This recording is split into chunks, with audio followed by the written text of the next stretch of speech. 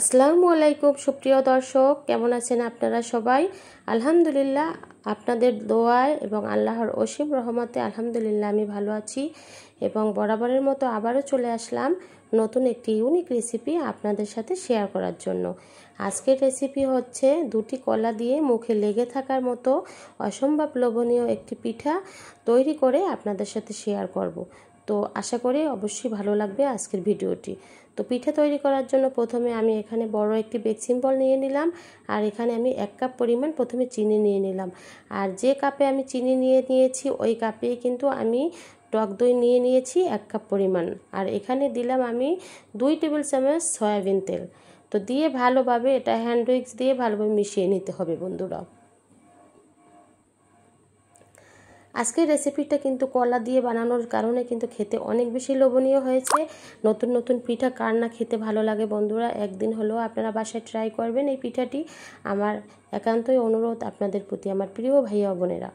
তো ভালোভাবে আমি হ্যান্ড উইক্স দিয়ে এটা লিকুইড করে নিলাম বন্ধুরা। আর যত বেশি এটা লিকুইড করা যাবে ভালোভাবে হ্যান্ড উইক্স দিয়ে নাড়িয়ে, তত বেশি খেতে মজা হবে পিঠাটি। এ পর্যায়ে আমি একটি ডিম দিয়ে দিলাম বন্ধুরা। ডিম দিয়ে ভালোভাবে আবারও হ্যান্ড উইক্স দিয়ে চিনি আর টক দইয়ের সাথে ভালোভাবে মিশিয়ে নিচ্ছি। দেখেন ভালোভাবে হ্যান্ড উইক্স দিয়ে আমি নাড়িয়ে চেড়ে নিচ্ছি সময় নিয়ে। আর আমি অনেকক্ষণ সময় নিয়ে 10 মিনিট ধরে কিন্তু ভালোভাবে এভাবে মিশিয়ে নিচ্ছি। আর এখন এ পর্যায়ে আমি দিয়ে দেব, যেহেতু আমি একটি ডিম দিয়ে দিয়েছি, ভ্যানিলা এসেন্স দিয়ে দিলাম 1 চামচ পরিমাণ, ছোট চামচের 1 চামচ পরিমাণ ভ্যানিলা এসেন্স দিয়ে দিয়েছি। দিয়ে ভালোভাবে আবারও হ্যান্ড উইক্স দিয়ে নাড়িয়ে চাড়িয়ে নিচ্ছি বন্ধুরা। এখন আমি যে মিশ্রণ এখানে দিয়ে দেব, আমি এই জন্য একটা ছেঁকনি দিয়ে দিলাম। আর যে কাপ 1 কাপ আমি যে কাপে আমি চিনি নিয়েছিলাম সেই কাপে কিন্তু আমি ময়দা নিয়ে নিয়েছি। আর সব ঠিক মতো মিশ্রণগুলো নিতে হবে, তাহলে পিঠাটা ভালো হবে। এখানে আমি বেকিং পাউডার দিয়ে দিলাম 1 টেবিল চামচ পরিমাণ। আর গুঁড়ো দুধ দিয়ে দিব বড় চামচের 2 টেবিল চামচ পরিমাণ। দেখেন 2 চামচ পরিমাণ আমি গুঁড়ো দুধ দিয়ে দিলাম। দিয়ে ভালোভাবে যাতে দানা দানা ভাব না থাকে, লামস না থাকে, এই কারণে কিন্তু আমি ছেঁকে নিচ্ছি। যেহেতু পিঠাটা তৈরি করতে হবে, এই কারণে লামস থাকলে কিন্তু পিঠা খেতে ভালো লাগে না, ফুলে ওঠে না। এই কারণে আমি ভালোভাবে ছেঁকে নিচ্ছি দানা ভাবটা দূর করার জন্য।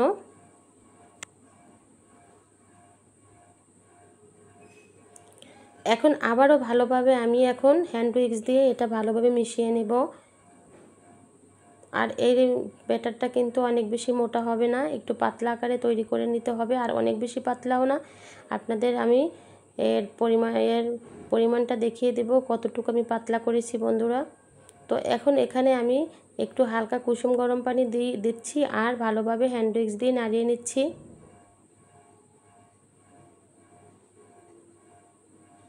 দেখেন আমি একটু একটু করে পানি দিচ্ছি আর ভালোভাবে ব্যাটার তৈরি করে নিচ্ছি। অনেক বেশি পাতলা হবে না, অনেক বেশি মোটাও হবে না। দেখেন কিভাবে আমি ব্যাটারটা পাতলা করে নিচ্ছি। দেখেন আমি আপনাদের হ্যান্ড উইক্স দিয়ে দেখিয়ে দিচ্ছি উঠিয়ে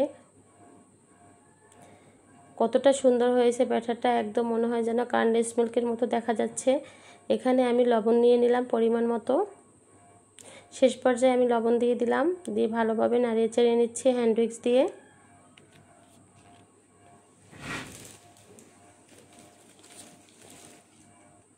তো আমার পিঠার ডোটা এই যে রেডি হয়ে গেল, ব্যাটারটা রেডি হয়ে গেল। এখন আমি একটা প্যান নিয়ে নিলাম, এই প্যানেই আমি পিঠাটা বসিয়ে দিব, প্যানে তৈরি করে নিব পিঠাটি। এই কারণে আমি প্রথমে একটু ঘি দিয়ে দিলাম। ঘি দিয়ে একটা ব্রাশের সাহায্যে ভালোভাবে আমি প্যানের চারপাশে ঘুরিয়ে এই যে ঘিটা দিয়ে দিচ্ছি বন্ধুরা। হয়ে গেল। এখন আমি পিঠাটা তৈরি করব, এই কারণে একটু ক্যারামেল তৈরি করে নিব পিঠার নিচে, যেন ক্যারামেলের ভাপ আসে। এই কারণে আমি প্যানের চারপাশে একটু চিনি দিয়ে দিলাম ঘুরিয়ে। এখন আমি চুলার জাল ধরিয়ে দিব।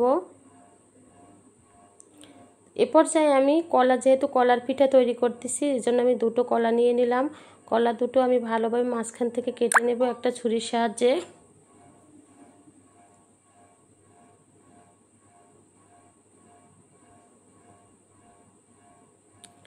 দুটো কলা ভালোভাবে মাঝখান থেকে 4 ভাগ করে নিলাম।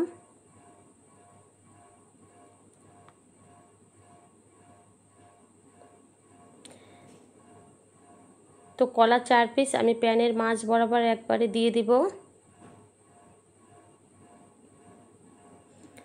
এভাবে করে আমি কলা দিয়ে দিচ্ছি। আর এই কলার কারণে কিন্তু পিঠাটা খেতে এতটা লোভনীয় হয়েছে বন্ধুরা, একদিন হলেও আপনারা বাসায় ট্রাই করেন। এই ঝটপট 15 মিনিটের মধ্যে পিঠাটা হয়ে যাবে বন্ধুরা।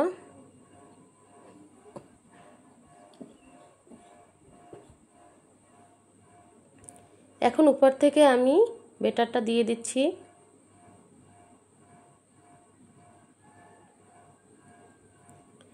এখন একটু ট্যাপ ট্যাপ করে নিচ্ছি বন্ধুরা, ভিতরে লামস না থাকে। দেখেন হয়ে গেল, আমার রেডি হয়ে গেল। এখন আমি চুলায় চলে যাব। তার আগে আমি একটু উপর থেকে নারকেল কোড়ানো দিয়ে দিচ্ছি বন্ধুরা।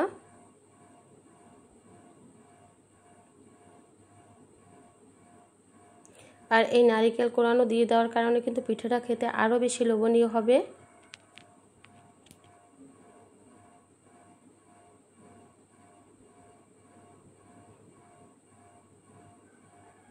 তো চুলার জাল ধরিয়ে দিলাম। এখন আমি প্যান বসিয়ে দিলাম। আর এটা মাত্র 15 মিনিট রাখবো। আর স্লো আছে, হাই হিটে কিন্তু পিঠাটা তৈরি করা যাবে না, তাহলে নিচটা পুড়ে যাবে, পিঠার নিচ অংশ। তো এই জন্য আমি একটা প্যান বসিয়ে স্লো আছে মুখা দিয়ে ঢাকনা দিয়ে আমি ঢাকনার যে ছিদ্র অংশটা ভালোভাবে একটা কাগজ মুড়িয়ে আমি আটকে দিলাম। 15 মিনিট পর আমি চলে আসলাম বন্ধুরা। দেখেন আমার পিঠাটা একদম হয়ে গেছে।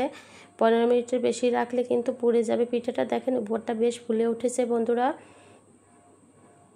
আমি একটা শলার সাহায্য দেখিয়ে দিলাম যে ভিতরটা কাঁচা, মানে ভিতরটা নরম বা কাঁচা আছে কিনা। তো হয়ে গেল আমার পিঠাটি। আমি চুলা থেকে নামিয়ে নিচ্ছি বন্ধুরা। দেখেন কতটা সুন্দর দেখাচ্ছে আমার পিঠাটা। তো প্লিজ বন্ধুরা, আজকের আমার এই পিঠা বানানোর রেসিপিটা যদি ভালো লেগে থাকে আপনাদের, একটি সাবস্ক্রাইব করে আমার পাশে থেকে যাবেন। আর যারা আমার বন্ধু আছেন, আমার ভিডিও দেখেন প্রতিদিন, তাদেরকে অসংখ্য ধন্যবাদ সুন্দর সুন্দর কমেন্ট করার জন্য। তো পিঠাটা আমি একটা প্লেটে নামিয়ে নিলাম। দেখেন এই পাশটা কতটা সুন্দর হয়েছে। এখন আমি একটা ছুরির সাহায্যে কেটে কেটে আপনাদের সাথে শেয়ার করতেছি যে কতটা লোভনীয় হচ্ছে আমার পিঠা। আর প্লিজ বন্ধুরা, যারা আজকে আমার ভিডিওটি দেখবেন, প্লিজ একটি লাইক দিয়ে আমার ভিডিওটি দেখবেন। একটি লাইক কিন্তু আমাকে অনেক দূর এগিয়ে নিয়ে যেতে সাহায্য করবে। অনেকে কিন্তু লাইক না দিয়ে ভিডিওটি দেখে। আর প্লিজ সুন্দর সুন্দর কমেন্ট করবেন। আর আমার কথায় যদি কোনো ভুল ত্রুটি হয়ে থাকে আমাকে অবশ্যই ক্ষমার চোখে দেখবেন এবং কমেন্টে জানাবেন, আমি নিজেকে শুধরে নিব। তো এই তো আমি ছুরির সাহায্যে ভালোভাবে কেটে নিচ্ছি পিঠা। রেডি হয়ে গেল আমার পিঠাটি। ঝটপট 15 মিনিটে তৈরি করা যায় এই পিঠাটি। তো এতটা লোভনীয়, সন্ধ্যায় চায়ের সাথে বা বাচ্চাদের টিফিনে দেওয়া যেতে পারে এই পিঠাটি। তো একদিন হলেও বাসায় ট্রাই করবেন, দেখবেন যে খেতে কতটা লোভনীয় হয়, কতটা ভালো লাগে খেতে। তো সবসময় কিন্তু এক ধরনের বা পিঠা খেতে ভালো লাগে না, নতুন নতুন ধরনের পিঠা খেতে অনেক বেশি ভালো লাগে সবার। আজ এ পর্যন্তই, সবাই ভালো থাকবেন, শুভকামনায়। আল্লাহ হাফেজ, আসসালামু আলাইকুম।